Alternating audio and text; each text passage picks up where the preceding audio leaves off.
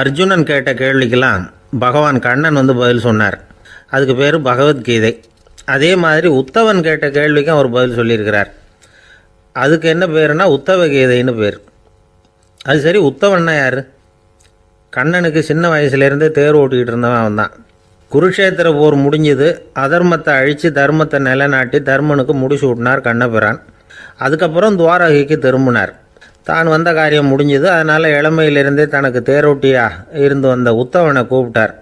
இதை பாருப்பா, உனக்கு வேணுங்கிறத கேளுன்னார். அவன் தனக்குன்னு எதையும் கேட்குறதுக்கு ஆசைப்படலை. இருந்தாலும் கேள்வி கேட்குறதில்ல அவன் ரொம்ப கெட்டிக்காரன். அதனால் கேட்க ஆரம்பித்தான். பரந்தாமா, ராஜசூய யாகத்துக்கு தர்மனை கூப்பிட்டு தன்னுடைய அரண்மனையில் விருந்து வச்சான் துரியோதனை. அதுக்கப்புறம் சூதாட்டத்துக்கு கூப்பிட்டான். தர்மன் வந்து தோல்வி அடைகிற மாதிரி பண்ணிவிட்டான். நீங்கள் தான் முக்காலமும் உணர்ந்தவராச்சே, சூதாட்டத்தில் தர்மர் ஜெயிக்கிறது மாதிரி பண்ணியிருக்கக்கூடாதா? இந்த பகடைக்காயை உருட்டுறப்போ நீங்கள் எதிர்பார்த்தது விழற மாதிரி பண்ணியிருக்கலாமே. சரி, அதுதான் இல்லை. வேடிக்கை பார்த்துக்கிட்டு இருந்த பீமன், அர்ஜுனன், நகுலன், சகாதேவன் இவங்களையும் பணையம் வச்சு ஆடுறப்போவாவது காப்பாற்றிருக்கலாம். அதையும் நீங்கள் செய்யலை. பாவம், அந்த அவல பொண்ணு, ஒன்றும் புரியாத ஒன்றும் தெரியாத அந்த உன்னுடைய சகோதரி திரௌபதி, அந்த பொண்ணை வந்து துச்சாதனன் இழுத்துக்கிட்டு வந்து துகில் உரிகிற கட்டத்தில் காப்பாற்றினியே. இது நியாயமா, முறையா, அறமா? இதுதான் உத்தவன் கேட்ட கேள்வி. இதுக்கு பரந்தாமன் பதில் சொல்கிறார். அப்படி கேள் உத்தவா.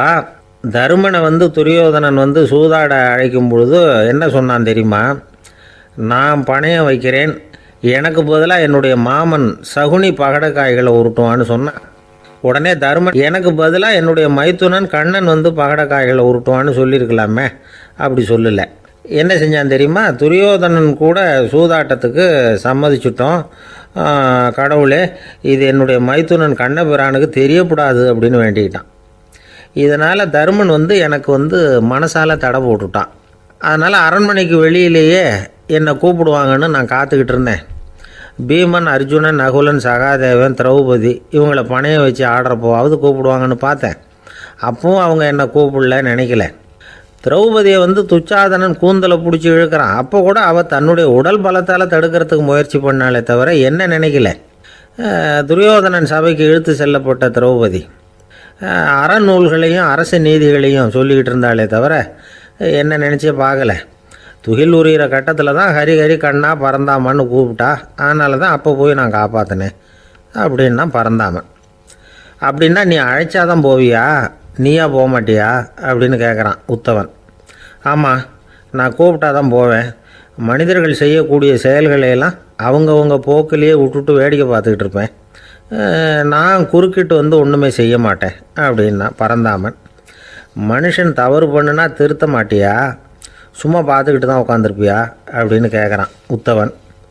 நான் மனுஷனுடைய உள்ளத்தில் இருக்கிறப்போ என் எதிரில் மனுஷன் தவறு பண்ண மாட்டான் அப்படின்னு ஆனா கண்ணன். அதாவது யார் நினைக்கிறாங்களோ அவங்க உள்ளத்துலலாம் அவன் இருக்கிறான். அப்படி இருக்கிறப்போ தவறு செய்ய மனுஷன் அஞ்சுவான். இதுதான் உத்தவ கீதைங்கிறது.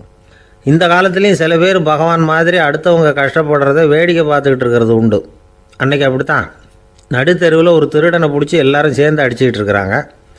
ஒரு ஆள் மட்டும் தள்ளி நின்று அதை வேடிக்கை பார்த்துக்கிட்டு இருக்கான். பார்த்துக்கிட்டு சிரிச்சுக்கிட்டு இருக்கிறான். என்ன சார் இது, பாவம் அந்த ஆளை போட்டு அப்படி அடிக்கிறாங்களே அப்படின்னோம். அடிக்கட்டும் சார், அவன் அடி வாங்க வேண்டிய ஆள் தான் அப்படின்னா அவன். ஏன் சார் அப்படி சொல்கிறீங்க அப்படின்னு கேட்டோம். பின்ன என்ன சார், நான் ஒருத்தர் பையில் இருந்த பர்ஸை எடுக்கிறதுக்கு முயற்சி பண்ணிக்கிட்டு இருந்தேன். அதுக்குள்ளே அவன் முந்திக்கிட்டு அபேஸ் பண்ணிவிட்டான். பர்ஸை அவன் எடுத்துட்டான். பார்க்குறதுன்னா எடுக்கிறது அவனா? என்ன சார் நியாயம் இது? நல்லா வாங்கட்டும் அப்படிங்கிறான். ஒரு ஊரில் ஒரு மன்னர் இருந்தார். ஒரு நாள் அவருடைய அரசவைக்கு ஒரு ஓவியன் வந்தான். அவன் சீனா தேசத்திலிருந்து வந்தவன், தாவோ சிந்தனையாளன். அவன் அங்கே வந்து மன்னர் முன்னாடி நிற்கிறான். யாரும் செய்ய முடியாத ஒரு காரியத்தை என்னால் செய்ய முடியும்னா. இவன் இப்படி சொன்னதை கேட்டதும் ஏற்கனவே அங்கே இருந்த அரசவை ஓவியன் ஒருத்தனுக்கு கோபம் வந்துட்டுது. இதோ பாரு, இப்படிலாம் பேசக்கூடாது, நான் வேணும்னா உன்னுடைய சவாலை ஏற்றுக்கிறேன் அப்படின்னா. நாம் 2 பேரும் ஓவியம் தீட்டுவோம். அதை பார்த்துட்டு நம்ம 2 பேரில் யார் சிறந்த ஓவியன் அப்படிங்கிறத மன்னரே தீர்மானம் செய்யட்டும். என்ன சொல்கிற அப்படின்னு கேட்டான் அவன். அவனும் சரின்னு ஒத்துக்கிட்டான். போட்டி ஆரம்பமாச்சு. அரசர் அவங்களுக்கு 2 சுவர்களை ஒதுக்கி கொடுத்தார். 6 மாத காலம் அவகாசம் கொடுத்தார். 2 ஓவியர்களும் அவங்கவங்க வேலையை ஆரம்பித்தாங்க. இரவு பகலாக வேலை செய்ய ஆரம்பிச்சுட்டாங்க. 6 மாதம் முடிஞ்சது. அரசர் வந்து பார்த்தார். முதல்ல தன்னுடைய அரசவை ஓவியர் தீட்டியிருந்த ஓவியத்தை பார்த்தார். ரொம்ப பிரமாதமாக இருந்தது, பாராட்டினார். இதோ பாரு, உன்னுடைய ஓவியம் அற்புதமாக இருக்குது, உயிரோட்டம் உள்ளதாக இருக்குது, கலையின் உச்சமே இதுதான், இதை விட சிறந்த ஒரு ஓவியத்தை வேற யாராலையும் படைக்க முடியாது அப்படின்னார். அதுக்கப்புறம் அந்த சீன ஓவியன்கிட்ட போனார். எங்கே உன்னுடைய ஓவியம்னு கேட்டார். திரைச்சீலையை விலக்கி விட்டு பாருங்கன்னா மன்னர் வந்து அந்த திரைச்சீலையை விளக்குனார். உள்ளே வந்து ஓவியம் இருக்க வேண்டிய இடம் கண்ணாடி மாதிரி தெரிஞ்சுது. அவன் அந்த 6 மாத காலமாக அந்த சுவரை வந்து தேய்ச்சி தேய்ச்சி கண்ணாடி மாதிரி ஆக்கி வச்சிருக்கிறான். அதுக்கு நேராக எதிர் சுவரில் அரசவை ஓவியம் தீட்டின ஓவியம் இருக்குது. அது எதிரில் இருந்த இந்த கண்ணாடியில் பட்டு பிரதிபலிக்குது. மன்னர் யோசனை பண்ண ஆரம்பித்தார். அப்புறம் அந்த சீன ஓவியனை பார்த்து கேட்டார், இதை பாரு, நீ என்னுடைய ஆளை வந்து தோற்கடிச்சுட்ட அப்படிங்கிறதுல சந்தேகம் இல்லை, ஆனாலும் எங்களை ஏமாற்றி இருக்கிற, எந்த ஓவியமும் நீ வரையிலையே அப்படின்னார். அரசே, இதுதான் உண்மையான ஓவியம், உயிருள்ள ஓவியம். இது வந்து மனோபாவங்களை பிரதிபலிக்கும், மாறுகின்ற காலங்களை அப்படியே காட்டும் அப்படின்னா அந்த சீன ஓவியன். கையால் வரைகிற ஓவியங்களில் சலனம் இல்லை, கண்ணாடி அப்படி கிடையாது, சக்தியின் ஓட்டம் அதில் எப்பவும் இருந்துக்கிட்டே இருக்கும். கண்ணாடி மட்டுமே ஜீவன் உள்ள ஓவியமாக இருக்க முடியுங்கிறத அந்த சீன ஓவியன் தெரிஞ்சு வச்சிருந்தான். ஏன்னா அவன் ஒரு தாவோ சிந்தனையாளன். ஒவ்வொரு குழந்தையும் இந்த கண்ணாடியோடு தான் பிறக்குது. ஆனால் நாம் என்ன செய்கிறோம்னா ஓவியங்களை கண்ணாடி மீது பதிப்பிச்சு விடுறோம். கண்ணாடி நம்மளை பிரதிபலிக்குது. நம்முடைய அழகோ அவலட்சணமோ கண்ணாடியை பாதிக்கிறது இல்லை. ஏன்னா அதுக்கு மனம் கிடையாது. கடந்து போன வினாடியை பற்றி அது சிந்திக்கிறது இல்லை. அடுத்த கணத்தை பற்றின எதிர்பார்ப்பும் அதுகிட்ட கிடையாது. அதுதான் பற்றற்ற நிலை. மனிதனுக்கு தேவைப்படுறது அதுதான். கண்ணாடிக்கிட்டே இருந்து நாம் வந்து கற்றுக்கொள்ள வேண்டிய பாடம் இது. வாழ்க்கையில் வந்து மனிதர்களை நேசிக்கலாம், உலகின் அழகையெல்லாம் பிரதிபலிக்கலாம், ஆனால் எதையும் பற்றி கொண்டு விடக்கூடாது அப்படிங்கிறது பெரியவர்கள் அறிவுரை. துயரம்ங்கிறது பற்றுக்களின் சாயை. கண்ணாடி முன்னாடி நிற்கிறப்போவெல்லாம் நமக்கு இந்த ஞாபகம் வரணுமா. ஒரு குடும்ப தலைவர் ஒரு நாள் காலையில் விடிஞ்சு எழுந்திரிச்சதும் சத்தம் போட்டார். யார் இந்த கருங்குரங்கு படத்தை என் ரூமில் கொண்டாந்து மாட்டி வச்சது அப்படின்னு கத்தினார். சமையல் கட்டிலிருந்து மனைவி பதில் சொன்னாங்க, தூக்க கலக்கத்தில் உளராதிங்க, நல்லா பாருங்க, அது படம் கிடையாது, முகம் பார்க்குற கண்ணாடி அப்படின்னாங்க. ஒரு ஊரில் ஒரு சித்தர் இருந்தார், சூஃபி சித்தர். அவர் ஞானம் பெற்ற ஒரு சித்தர். ஒரு நாள் அந்த நாட்டு மன்னன் அவரை பார்க்கறதுக்காக வந்தான். என்ன வேணும் உனக்குன்னு கேட்டார். நான் கடவுளை பார்க்கணும், அதுக்கு நீங்கள் தான் உதவி பண்ணணும் அப்படின்னா அவன். சித்தர் கொஞ்சம் யோசனை பண்ணார். சரி, போயிட்டு நாளைக்கு வாடினார். அதே மாதிரி மன்னன் போயிட்டு அடுத்த நாள் வந்தான். இங்கே நீ என்னோட 1 வாரம் தங்கியிருக்க வேண்டியிருக்கும்னார். சரின்னா ஒரு பிச்சை பாத்திரத்தை தூக்கி கையில் கொடுத்தார். அவனுக்கு ஒன்றும் புரியல, இருந்தாலும் வாங்கிட்டான். வாங்கிட்டு இதை என்ன செய்யணும் அப்படின்னு கேட்டான். இதை ஒன்றும் செய்ய வேணாம், இதை எடுத்துக்கிட்டு பக்கத்தில் உள்ள கிராமங்களுக்கு போ, வீடு வீடாக பிச்சை எடுத்துக்கிட்டு வா, அப்படி வந்த பிறகு தான் உனக்கு சாப்பாடும் ஓய்வும் கிடைக்கும். 1 வாரம் அப்படி செய், அதுக்கப்புறம் 8வது நாள் நாம் கடவுளை பற்றி யோசிக்கலாம் அப்படின்னார். இப்படி இவர் சொன்னதை கேட்டதும் அந்த அரசனுக்கு அதிர்ச்சி ஆயிட்டுது. ஒரு மாதிரி ஆயிட்டான். தன்னுடைய சொந்த நாட்டில் சொந்த குடிமக்கள்கிட்ட போய் பிச்சை எடுக்கிறதா அப்படின்னு யோசனை பண்ணி பார்த்தான். அதுக்கப்புறம் மெதுவாக அவன் அந்த சித்தரை பார்த்தான். ஐயா, சொந்த நாட்டிலேயே பிச்சை எடுக்கிறதுன்னா எனக்கு ஒரு மாதிரியாக இருக்குது, வெக்கமாக இருக்குது. நான் வேணும்னா வெளி தேசத்தில் எங்கேயாவது போய் பிச்சை எடுக்கவா அப்படின்னு கேட்டான். இதுக்கு அந்த சித்தர் ஒரு சம்மதிக்கலை.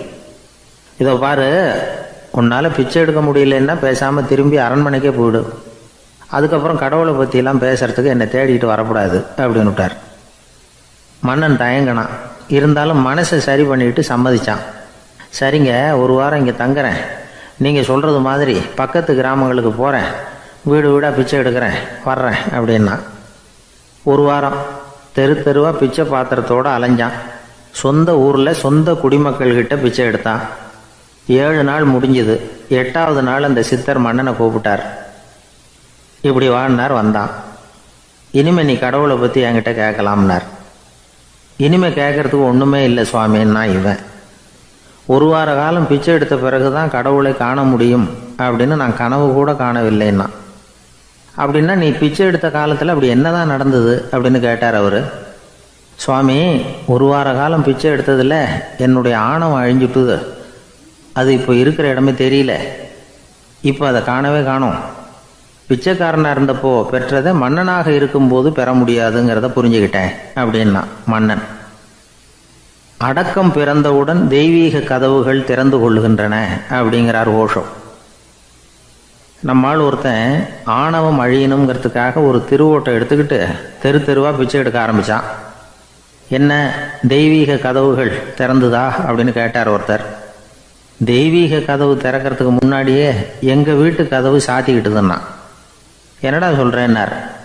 இனிமேல் வீட்டுக்குள்ளேயே வர வேணாம், இதையே தொழிலாக வச்சுக்கோ அப்படின்னு எங்கள் வீட்டில் சொல்லிவிட்டாங்க சார் அப்படின்னா.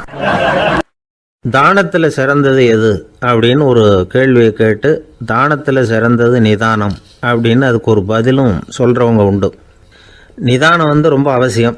அதுவும் இன்றைய உலகத்துக்கு ரொம்ப அவசியம். இன்றைக்கி உலகம் ரொம்ப பரபரப்பாக போய்கிட்டு இருக்குது. பொறுமையாக இருக்கணும்னு நினைக்கிறவங்களால கூட அப்படி இருக்க முடியறதில்ல. பொறுமையை சோதிக்கிறது மாதிரி பல சம்பவங்கள். அதையெல்லாம் சந்திச்சே தீர வேண்டியிருக்குது. எங்கே போனாலும் க்யூவில் நிற்க வேண்டியிருக்குது. எங்கே போனாலும் காத்துக்கிட்டு இருக்க வேண்டியிருக்கு. ஆஃபீஸ்லேயோ வீட்லேயோ கூட நீங்கள் நிதானமாக பொறுமையாக நடந்துக்க தெரியலன்னா உங்களுக்கு சிடுமூஞ்சி, முசுடு இப்படிலாம் பேர் வச்சுருவாங்க. அது உங்களுக்கு தேவையா? சரி, வாழ்க்கையில் பொறுமைசாலின்னு பேர் வாங்கிறதுக்கு என்ன வழி? முதல் பாயிண்ட், நீங்கள் நினைக்கிறது, எதிர்பார்க்கறது, செய்கிறது எல்லாமே 100% கரெக்டாக நடக்கணும்னு ஆசைப்படக்கூடாது. எதுவாக இருந்தாலும் அதில் ஓரளவுக்கு தவறு நடக்கலாம் அப்படிங்கிறத எதிர்பார்த்தே இருக்கணும். ஓரளவுக்கு அதை அனுமதிக்கணும். ஒரு நண்பரை 6 மணிக்கு ஒரு இடத்துக்கு வர சொல்லியிருக்கிறீங்க. 6 மணிக்கு அவர் வரலை. உடனே பொறுமை இழந்து நடந்துக்கக்கூடாது. ஒரு 10 நிமிஷம் டிலே ஆகலாம். ஒரு வர்ற வழியில் பஸ்ஸு கூட ஏதாவது டிராஃபிக்கில் மாட்டியிருக்கலாம். அதெல்லாம் எதிர்பார்த்தே கொஞ்சம் காத்திருக்கிறதுல ஒன்றும் தப்பு இல்லை. சில சமயம் டிலே ஆகிறது கூட நல்லதாக முடியும். ஒரு பஸ்ஸை தவற விட்டுட்டு ஐயோ கொஞ்சம் ஒரு 2 நிமிஷம் முன்னாடி வந்திருந்தா பிடிச்சிருக்கலாமே அப்படின்னு தவிச்சிக்கிட்டு இருப்பாங்க சில பேர். அடுத்தபடியாக வர்ற பஸ்ஸு நேரடியாக நீங்கள் போக வேண்டிய இடத்துக்கே கொண்டு போய் விடுற பஸ்ஸாக கூட இருக்கலாம். அது உங்களுக்கு முன்னாடி தெரியாதுல்ல. சில நெருக்கடியான சூழ்நிலைகளை தமாஷா எடுத்துக்கிறதுக்கு பழகிக்கணும். சில இடங்களுக்கு போகிறப்ப காத்திருக்கிறதுக்கு நம்ம மனசை தயார்படுத்திக்கிட்டே போகணும். ஒரு ரயிலுக்கோ பஸ்ஸுக்கோ அல்லது விமானத்துக்கோ கப்பல் பிரயாணத்துக்கோ போகிறப்போ அங்கே போய் நீங்கள் மணிக்கணக்கில் கூட காத்துக்கிட்டு தான் இருக்கணும். புறப்படுற நேரம் கூட மாறலாம். நீங்கள் போய் சேர்ந்ததும் அது உடனே புறப்படணும்னு கட்டாயமாக என்ன? அது மாதிரி சமயத்தில் படிக்கிறதுக்குன்னு சில சுவாரஸ்யமான புத்தகங்களையும் கையில் எடுத்துக்கலாம். உங்களை சுற்றி எவ்வளவோ சுவாரஸ்யமான சம்பவங்கள் நடந்துக்கிட்டு இருக்குதுல்ல, அதையெல்லாம் வேடிக்கை பாருங்கள். எதுக்காக காத்துக்கிட்டு இருக்கிறோமோ அந்த காரியத்தில் உண்மையாகவே நமக்கு ஒரு அக்கறை இருந்தால் நமக்கு போர் அடிக்காது. சில கோயில்களில் பார்த்துருப்பீங்க, தரிசனத்துக்காக பக்தர்கள் நாள் கணக்கில் காத்துக்கிட்டு இருப்பாங்க. அவங்களெலாம் அழுத்துக்கிறது இல்லை. ஆண்டவனை தரிசிக்கணுங்கிற உண்மையான அக்கறை இருக்கிறதுனால அவங்களுக்கு போர் அடிக்கிறது இல்லை. ஆனால் சில சினிமா தியேட்டரில் கூட பார்க்கலாமே, சினிமா க்யூ கூட அப்படி தான். சாயந்தரம் 6 மணி ஆட்டத்துக்கு காலம்பரம் 6 மணிக்கே போய் கூட காத்துக்கிட்டு இருப்பாங்க. அவங்களுக்கெல்லாம் போர் அடிக்காது. படம் பார்க்குற ஆர்வம். இன்னொரு முக்கியமான விஷயத்தை நாம் பழக்கப்படுத்திக்கணும். லிவ் ஃபார் தி மூமெண்ட் அப்படிங்கிறாங்க நிபுணர்கள். ரொம்ப பேர் எப்படின்னா அடுத்தபடியாக நடக்க போகிற விஷயத்திலேயே கவனமாக இருப்பாங்க. அந்த நினைப்புலேயே இந்த நிமிஷத்தை பொறுமை இல்லாமல் கழிப்பாங்க. ஒருத்தர் இருக்கார், அவர் எப்படின்னா ஆஃபீஸ் முடியறதுக்குள்ளேயே சார் 5 மணிக்கெல்லாம் ரெடியாக இருங்க, நாம் அந்த ஹோட்டலில் போய் டிஃபன் சாப்பிட்ணும் அப்படின்னு 4 மணிலேருந்து சொல்லிகிட்டு இருப்பார். 4:55 பரபரப்பாக ஓடி வருவார். 2 பேரும் புறப்படுவோம், ஹோட்டலுக்கு போவோம், சாப்பிட்டுக்கிட்டு இருப்போம். அப்படி சாப்பிட்டுட்டு இருக்கிறப்ப சார் சாப்பிட்டு முடித்தது நேராக ஒரு ஜவுளி கடைக்கு போகிறோம் அப்படிம்பார். பரபரக்க சாப்பிட்டு முடிப்பார், புறப்படுவார். ஜவுளி கடையில் அவசரமாக சீக்கிரம் பில் போடுங்க சார், சினிமாவுக்கு நேரம் ஆகிடும்பார். சினிமா தியேட்டரில் உட்காந்து அடுத்தபடியாக எங்கே டின்னர் சாப்பிட்றதுன்னு யோசனை பண்ணிகிட்டு இருப்பார். ராத்திரி படுக்கையில் விழுந்ததுக்கு அப்புறமும் நாளைக்கு காலையில் எழுந்திரிச்சதும் அதை பண்ணணும் இதை பண்ணணும்னு திட்டம் போட்டுக்கிட்டே இருப்பார். அதாவது எப்போவும் அடுத்த நிமிஷம், அடுத்த நாள், அடுத்த வாரம், அடுத்த வருஷம், இதுதான் அவங்க சிந்தனை. இந்த நிமிஷம் என்ஜாய்மெண்ட்டை அவங்க இழந்துடுறாங்களாம். அதனால தான் வாழ்நாள் பூரா பொறுமையின்மை, அவஸ்தை, அல்லல். அதனால் நாம் எல்லாரும் வாழ்க்கையில் நிதானமாக இருக்கிறதுக்கு கற்றுக்கணுமா. அதுக்காக இந்த நிதானத்துக்கு வேறு விதமான அர்த்தம் பண்ணிக்கக்கூடாது. ஒருத்தர் அப்படித்தான் ஒரு தடவை அவருடைய குதிரை காணாமல் போயிட்டு தான். அதுக்காக அவர் கவலைப்படலை, நிம்மதியாக இருந்தார், சந்தோஷமாக இருந்தார். என்ன சார் இது, உங்கள் குதிரை திருட்டு போயிட்டுதுங்கிறீங்க, நீங்கள் கவலைப்படாமல் இருக்கிறீங்களே அப்படின்னு கேட்டாங்களாம். அதுக்கு அவர் சொல்லியிருக்கார், நல்ல வேளை சார், கட்டியிருந்த குதிரை காணாமல் போயிருக்குது. நான் அது மேலே உட்காந்துருக்கிற சமயம் அது காணாமல் போயிருந்ததுன்னா, திருட்டு போயிருந்ததுன்னா நானும் சேர்ந்தில் காணாமல் போயிருப்பேன் அப்படின்னாராம். எவ்வளவு நிதானமான ஆள் பாருங்கள். காலை நேரம், கடற்கரை ஓரம், காலை வீசிக்கிட்டு கையை வீசிக்கிட்டு ஏதோ சண்டைக்கு போகிற சிப்பாய் மாதிரி எல்லாரும் நடந்து போயிட்டுருக்குறாங்க. நடைப்பயிற்சி. அதில் நமக்கு தெரிஞ்ச ஒருத்தர் எதிரில் வந்தார் ரொம்ப வேகமாக. என்ன சார் வாக்கிங்க அப்படின்னு கேட்டோம். அவரால் ஆமாம்னு பதில் சொல்ல முடியல, அவ்வளவு கஷ்டம். மூச்சு விடுறதுக்கே வாயை திறந்து மூடிக்கிட்டு இருக்கிறார். எங்கே பேசுறது? கொஞ்சம் நின்று நிதானித்து மூச்சு விட்டுட்டு அதுக்கப்புறம் சொன்னார் ஆமாம் அப்படின்னு. என்ன சார் இவ்வளவு வேகம்னோ? உங்கள் பேச்சை கேட்டுவிட்டு தான் சார் நடக்க ஆரம்பித்தோம். நீங்கள் தான் அடிக்கடி சொல்லிகிட்டு இருந்தீங்க நடக்கிறது நல்லதுன்னு. அன்னையிலேருந்து ஆரம்பிச்சுட்டேன், ஆனால் ரொம்ப கஷ்டமாக இருக்குது சார். இப்போ பாருங்கள், உங்கள்கிட்ட சுலபமாக பேசக்கூட முடியல, மூச்சு வாங்குது, உடம்பு கூட வலிக்கிறது மாதிரி இருக்குது அப்படின்னு அவர் பாட்டுக்கு பேச ஆரம்பிச்சிட்டார். உங்களை யார் சார் இவ்வளவு வேகமாக நடக்க சொன்னது? வேகத்தை குறைங்க, மெதுவாக நடங்க அப்படின்னோம். நீங்கள் நடக்கிறதுனால என்னென்ன சௌகரியம்னு அன்றைக்கி சொன்னீங்களே தவிர சௌகரியமாக நடக்கிறது எப்படின்னு சொல்லலையே அப்படின்னார் அவர். இன்னமும் லேசாக மூச்சு வாங்கிக்கிட்டே சொன்னால் கூட இவர் சொல்கிறதுலேயும் ஒரு நியாயம் இருக்குது. அதனால் இந்த நடைப்பயிற்சி பண்ணுறவங்க கவனிக்க வேண்டிய சில முக்கியமான குறிப்புகள் இருக்குது. அது என்னென்னங்கிறத அவங்க தெரிஞ்சுக்கணும். அது தெரிஞ்சு வச்சுக்கிறது நல்லது. இதெல்லாம் மருத்துவ நிபுணர்கள் சொல்கிற குறிப்புகள். அவங்க என்ன சொல்கிறாங்க தெரியுமா? உங்கள் வயசு 40க்கு மேலேயா? உங்கள் எடை இருக்க வேண்டியதை விட 10 கிலோ அதிகமாக இருக்குதா? நீங்கள் புகை பிடிக்கிறவரா? இதய நோய், இரத்த நாள நோய், உயர் இரத்த அழுத்தம் இப்படி ஏதாவது உங்களுக்கு உண்டா? அப்படின்னா நீங்கள் உங்கள் இஷ்டத்துக்கு வரிஞ்சு கட்டிக்கிட்டு நடைப்பயிற்சி பண்ண ஆரம்பிச்சிடாதீங்க. முதல்ல ஒரு மருத்துவ பரிசோதனை பண்ணிக்கோங்க, அதுதான் நல்லது அப்படின்னு அவங்க சொல்கிறாங்க. நடக்கிறப்போ, உடற்பயிற்சி செய்கிறப்போ மார்பு பகுதியில் அல்லது வேறு எங்கேயாவது தொடர்ந்து வலி இருந்ததுன்னா பயிற்சியை நிறுத்தி விட்டு டாக்டரை போய் பார்க்கணும். நடைப்பயிற்சி பண்ணுறப்போ உங்கள் சக்திக்கு தகுந்த மாதிரி மெதுவாக அதிக கஷ்டம் இல்லாமல் முன்னேறலாம். அங்கே என்ன போட்டியாக வைக்கிறாங்க? முந்திக்கிட்டு போய் என்ன பண்ண போகிறோம்? பரிசாக வாங்க போகிறோம். அதனால் நிதானம் அவசியம் அப்படிங்கிறது அவங்க ஆலோசனை. தொந்தரவு கொடுக்காத ஷூ, ட்ரெஸ்ஸு இதுகளை உபயோகப்படுத்துங்க. பாதத்தில் ஆடு தசை இருக்குல்ல, அங்கே ஏதாவது பிரச்சனை இருந்ததுன்னா டாக்டரை பாருங்கள். இந்த பாதத்தில் வலி வரும் அந்த இடத்துல. வெயில் காலமாக இருந்தால் தலைக்கு தொப்பி வச்சுக்கோங்க. பனியில் நடந்தாலும் அப்படி தான், தலையை பத்திரமா பார்த்துக்குங்க. நம்மக்கிட்ட ஏதோ கொஞ்சம் உருப்படியாக தெரியறது அது தானே.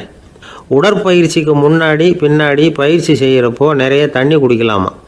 முதல் 1 மாதத்துக்கு கொஞ்சம் தளர்த்தியாக சாவகாசமாக நடக்கலாம். மணிக்கு 3 அல்லது 4 கிலோமீட்டர் வேகம்னு வச்சுங்களேன்.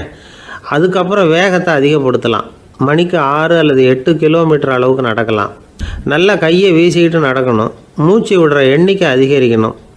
இது மாதிரி ஒரு 30 நிமிஷம் நடக்கலாம். தனியாக நடந்து போகிறதுக்கு உங்களுக்கு என்னமோ மாதிரி இருக்குதா? கூட யாரையாவது சேர்த்துக்குங்க, ஒரு குரூப்பாக சேர்ந்து போகலாம். நடக்கிறதுங்கிறத ஒரு சந்தோஷமான சமாச்சாரமாக ஆக்கிக்கணும். தினம் இப்படி நடக்க வேண்டி இருக்குதே அப்படின்னு புலம்பிக்கிட்டே போகக்கூடாது. சில பேர் நடக்கிறப்போ கடந்த காலத்தை அசை போட்டுக்கிட்டே போவாங்க. சில பேர் வருங்காலத்தை அசை போட்டுக்கிட்டே போவாங்க. சில பேர் முக்கியமான திட்டம்லாம் இப்படி நடக்கிறப்போ தான் தீர்மானம் பண்ணுவாங்க. நடக்கிறதுனால மன இறுக்கம் குறையுது, பரபரப்பு குறையுது, மன ஆற்றல் பெருகுது, தன்னம்பிக்கை வளருது, முதுமை தள்ளி போகுது, செயல்திறன் அதிகரிக்குது. இதை தவிர உடம்புக்கும் பல விதமான சௌகரியங்கள் ஏற்படுது. அதனால் இது வரைக்கும் நடக்க ஆரம்பிக்காதவங்க இனிமேல் இந்த குறிப்புகளை கவனத்தில் வச்சுக்கிட்டு நடக்க ஆரம்பிச்சுடலாம். சார்லஸ் லேம்ப் அப்படின்னு ஆங்கில இலக்கிய மேதை ஒருத்தர், அவர் ஒரு தரம் உடம்பு சரியில்லைன்னு டாக்டர்கிட்ட போனாராம். டாக்டர் அவரை பார்த்துட்டு, நீங்கள் தினமும் காலையில் வெறும் வயத்தில் நடக்கணும் அப்படின்னாராம். வெறும் வயத்தில் நடக்கிறதுக்கு நான் தயார், ஆனால் வயிறு கிடைக்கணுமே சார், யார் வயத்து மேலே நடக்கிறது டாக்டர் அப்படின்னு கேட்டாராம் இவர். ரொம்ப பேருக்கு கூட்டத்தில் பேசுறதுன்னா பயம். நமக்கு ஒன்றும் தெரியாதுன்னு மற்றவங்க நினச்சிடக்கூடாதுங்கிற எண்ணம் தான் இதுக்கு காரணம். ரொம்ப முக்கியமான ஒரு கூட்டம்னா பயம் அதிகமாக இருக்கும். முக்கியமானவங்கள்லாம் வருவாங்களே, அவங்களாம் நம்மளை பற்றி மட்டமாக நினச்சிருவாங்களே அப்படிங்கிற பயம் வந்துடும். ஆனால் மேடை பேச்சுங்கிறது அவ்வளவு கடினமான ஒரு காரியம் இல்லைங்கிறாங்க அது சம்பந்தமான நிபுணர்கள். யாரும் பேச்சாளர் ஆகலாம், இது ஒன்றும் பெரிய கிஃப்ட்டு கிடையாது அப்படின்னு அவங்க சொல்கிறாங்க. நீங்கள் ஒரு சிறந்த பேச்சாளர் ஆகணுமா அப்படின்னா அதுக்குன்னு சில ஆலோசனைகளை சொல்லி வச்சுருக்கிறாங்க அனுபவசாலிகள். முதல் ஆலோசனை என்னென்னா, உங்கள் பேச்சு எளிமையாக இருக்கணும். ஏதாவது ஒரு கருத்து அல்லது 2 கருத்து சொன்னால் போதும். 20 அல்லது 30 கருத்துக்களை சொல்லிகிட்டே போகக்கூடாது. 2வது ஆலோசனை, நீங்கள் என்ன பேச போகிறீங்கிறது முதல்ல உங்களுக்கு நல்லா புரியணும். அதுக்கப்புறம் தான் அதை அடுத்தவங்களுக்கு புரிய வைக்க முடியும். எப்படி ஆரம்பிக்க போகிறோம், எந்த கருத்தை முக்கியமாக வலியுறுத்த போகிறோம், எப்படி முடிக்க போகிறோம் அப்படிங்கிறத முதல்ல நல்லா சிந்தித்து மனசில் வச்சுக்கணும். கடைசியாக என்ன சொல்கிறீங்களோ அதுதான் கேட்குறவங்க மனசில் நிற்கும். 3வது ஆலோசனை என்னென்னா, உங்கள் பேச்சு சுருக்கமாக இருக்கணும். ஒரு 15 நிமிஷம் பேசுகிறது ரொம்ப பொருத்தம். மணிக்கணக்கில் பேசிக்கிட்டு இருக்கிறது நல்லதில்லை. 4வது ஆலோசனை, நீங்கள் பேசுகிறது உண்மையாக இருக்கணும். உங்களுக்கு உண்மையான அனுபவங்கள் இருக்கும், அதை சொல்லலாம். உங்களுடைய உண்மையான அனுபவங்களை மற்றவங்களோட பகிர்ந்துக்கணும், அதுதான் முக்கியம். 5வது ஆலோசனை, ஆரம்பத்தில் கொஞ்ச நேரம் உங்களை பற்றியும் எதிரில் உள்ளவங்களை பற்றியும் சம்மந்தப்படுத்தி ஏதாவது பேசி ஒரு நெருக்கத்தை ஏற்படுத்திக்கணும். ஒவ்வொருத்தரும் இப்போ இவர் பேச போகிறது நம்ம சம்மந்தப்பட்டது அப்படின்னு நினைக்க ஆரம்பிச்சிருவாங்கல்ல, அதுக்கப்புறம் அவங்க கேட்க தயாராகிட்டாங்கன்னு அர்த்தம். எதிரில் உட்காந்துருக்கிற கூட்டத்திலேருந்து 3 பேரை தேர்ந்தெடுங்க. அதாவது வலது பக்கம் ஒருத்தர், நடுவில் ஒருத்தர், இடது பக்கம் ஒருத்தர். அதாவது உங்களை ரொம்ப கனிவாகவும் ஆர்வமாகவும் பார்க்குறவராக பார்த்து தேர்ந்தெடுத்துங்க மனசுக்குள்ளே. நீங்கள் பேசும்பொழுது என்ன பண்ணணும்னா, இவங்களை நேருக்கு நேராக மாறி மாறி பார்த்துக்கிட்டே பேசுனீங்கன்னா நீங்கள் ஏதோ ஒட்டுமொத்த கூட்டத்தையும் பார்த்து பேசுகிறதாக ஒரு உணர்வு அது ஏற்படுத்திவிடும். 6வது ஆலோசனை என்னென்னா, சொற்பொழிவுன்னா நீங்கள் பேசணும், படிக்கக்கூடாது. எழுதி படிக்கிறது நல்லா இருக்காது. குறிப்புகள் வேணும்னா வச்சுக்கலாம். படிக்கிறது பேப்பர்லேருந்து வர்றது மாதிரி இருக்கும், பேசுகிறது இதயத்திலேருந்து வர்றது மாதிரி இருக்கும். அப்புறம் 7வது ஆலோசனை சொல்கிறாங்க. அது என்னென்னா, மேடையில் ஏறி நின்ன உடனே இயல்பாக மூச்சை இழுத்து விட்டுங்க, இயல்பு நிலைக்கு வாங்க, அதுக்கப்புறம் இயல்பாக பேச ஆரம்பிக்கலாம் அப்படிங்கிறாங்க. இவ்வளவும் பேச்சு கலையில் வல்லுநர்களாக இருக்கிறவங்க சொல்லுகிற ஆலோசனைகள். இதையெல்லாம் கடைபிடிச்சா நமக்கும் அதுக்கும் வெகு தூரம்னு நினச்சிக்கிட்டு இருந்த ஒன்று இப்போ கிட்டத்தில் நெருங்கி வந்துடும். நாம் சொல்கிறபடியெல்லாம் அது கேட்கும். ஒரு பேச்சாளர், அவருக்கு சுருக்கமாகவே பேச தெரியாது. மேடையில் ஏற்றி விட்டுவிட்டா போதும், ஆரம்பிச்சிருவார், நிறுத்த மாட்டார், பேசிக்கிட்டே இருப்பார். ஒரு தடவை அவர் ஒரு கூட்டத்தில் ரொம்ப நேரம் பேசிக்கிட்டே இருக்கிறார். எதிரில் பொறுமை இழந்த ஒருத்தர் தன்னுடைய கை கடிகாரத்தை காட்டினார். அதை கவனித்த பேச்சாளர், மன்னிக்கணும், கை கடிகாரம் நான் கொண்டுகிட்டு வர மறந்துட்டேன், அதுதான் நேரம் போனதே தெரியல அப்படின்னு சொல்லியிருக்கிறார். இதுக்கு அவர் சொன்னாராம் கோபமாக, ஏய்யா கடிகாரத்தை தான் பார்க்க முடியல, மறந்துட்டேன், பக்கத்தில் மாட்டியிருக்கிற கேலண்டரையாவது பார்க்கக்கூடாதா அப்படின்னாராம். ஜெருசலேம், அங்கே உள்ள ஒரு தேவாலயம், அதில் உள்ள பலிபீடத்தின் முன்னாடி ஒரு பெட்டி உண்டு. அது காணிக்கை பெட்டி. ஆலயத்துக்கு வர்றவங்க பிரார்த்தனை பண்ணிவிட்டு திரும்பி போகிற சமயத்தில் அந்த பெட்டியில் காணிக்கை போடுவாங்க. அவங்களால எவ்வளவு முடியுமோ அவ்வளவு போடுறது வழக்கம். அவங்கவுங்க வசதிக்கு தகுந்த மாதிரி போடுவாங்க. வசதி உள்ளவங்களாக இருந்தாலும் சரி, வசதியே இல்லாத வறியவர்களாக இருந்தாலும் சரி, ஆலய காணிக்கை பெட்டியில் காசு போடுறது அவங்களுக்கு ரொம்ப பெருமையான ஒரு செயல். ஒரு சமயம் இயேசு தம்முடைய சீடர்களோடு அந்த ஆலயத்துக்கு வரார். அங்கே உட்காந்து ரொம்ப நேரம் வழிபாடு பண்ணிகிட்ருக்கிறார். சீடர்களும் அந்த ஜபத்தில் கலந்துக்கிட்டாங்க. வழிபாடு முடிஞ்சுது. இயேசு உட்காந்துருக்கிறார். காணிக்கை பெட்டியில் காசு போடுறவங்கள கவனிக்கிறார். சீடர்களும் அதையே கவனிச்சிக்கிட்டு இருக்கிறாங்க. ரொம்ப பேர் வரிசையாக வந்தாங்க. அவங்களால முடிஞ்ச அளவுக்கு காசு போட்டுட்டு அவங்க பாட்டுக்கு போய்கிட்டு இருக்கிறாங்க. வசதியானவங்க நிறைய பேர் வந்தாங்க. அதுக்கு மத்தியில் வயசான ஒரு அம்மா, அவங்களும் காசு போட்டுட்டு போகிறாங்க. இப்போ இயேசு தன்னுடைய சீடர்கள் பக்கம் திரும்பினார். ஒரு கேள்வி கேட்டார். இப்போ இந்த காணிக்கை பெட்டியில் நிறைய பேர் காசு போட்டுட்டு போகிறத நீங்கள் கவனிச்சிங்க. இன்றைக்கி இந்த காணிக்கை பெட்டியில் ரொம்பவும் அதிகமாக காசு போட்டது யார் அப்படின்னு கேட்டார். முதல்ல வந்தார் ஒரு பெரிய மனுஷன், அவர் தான் அதிகமாக போட்டார் அப்படின்னார் ஒருத்தர். 3வதாக வந்தவர் தான் அதிகமாக போட்டார், நான் கவனித்தேன் அப்படின்னாரு இன்னொருத்தர். இப்படி ஆளுக்கு ஒரு விதமாக சொல்கிறாங்க. கடைசியாக இயேசு சொன்னாராம், இன்றைக்கு அந்த பெட்டியில் அதிகமாக காசு போட்டவங்க அந்த வயசான அம்மா தான் அப்படின்னாராம். சீடர்களுக்கு ஒன்றும் புரியல.